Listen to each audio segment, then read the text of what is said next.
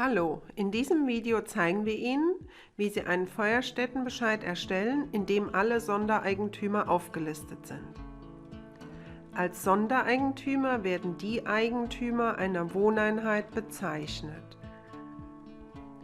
Wichtig: Hier muss darauf geachtet werden, dass der Eigentümer der Wohneinheit sich auf jeden Fall von dem Eigentümer der Liegenschaft unterscheidet und ein Vor- und Nachname eingetragen sind. Zunächst begeben Sie sich in den Wohnungsteil über den Button Wohnung. Hier können Sie für die einzelnen Wohneinheiten den Betreiber, den Eigentümer der Wohneinheit und einen Verwalter der Wohneinheit eintragen.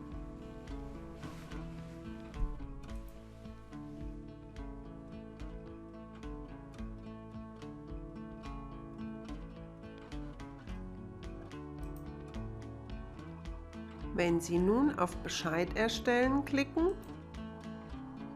werden Ihnen die Arbeiten aufgelistet. Hier werden alle Sondereigentümer und die Liegenschaft angezeigt.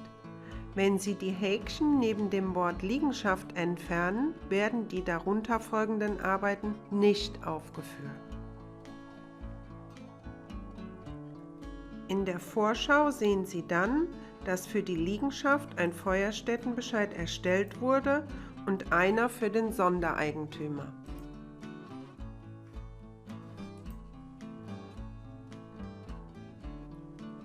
In der Vorschau sehen Sie dann, dass für die Liegenschaft ein Feuerstättenbescheid erstellt wurde und einer für den Sondereigentümer.